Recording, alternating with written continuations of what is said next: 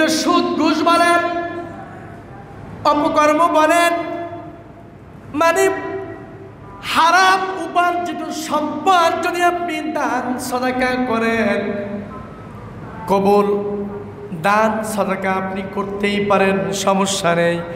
তবে কবুল হওয়ার জন্য সম্পদ আপনার হালাল লাগবে। জোরে বলেন ঠিক কিনা? আল্লাহ পাক বলেন, ইয়া আইয়ুহাল্লাযীনা আমানু আনফিকু মিন তাজ্জিবাত।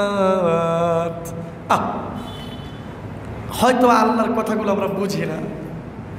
আল্লাহ পাক বললেন, ইয়া আইয়ুহাল্লাযীনা আমানু আনফিকু মিন তাজ্জিবাতি মা কাসাবতুম ওয়া মিম্মা আখরাজনা লাকুম মিনাল আরদি।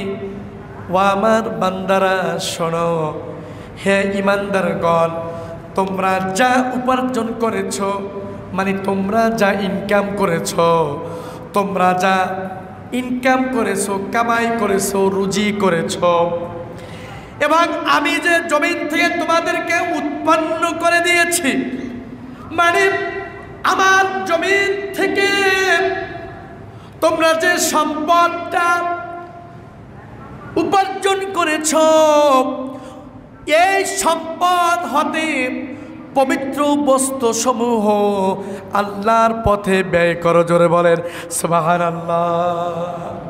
এই যে সম্পদ রয়েছে, এই সম্পদের মধ্য থেকে পবিত্র বস্তুসমূহ তোমরা ব্যয় করো। এর মানে স্পষ্ট এবং ক্লিয়ার, আপনি যে ব্যয় করবেন আল্লাহর পথে, দান করবেন, সদকা করবেন, এবং লিল্লাহি আল্লাহর জন্য যেটা দিবেন এটা অবশ্যই আপনার হালাল পবিত্র বস্তু। মানে কি? পবিত্র বস্তুই হচ্ছে হালাল উপার্জন। সুবহানাল্লাহ বলবেন।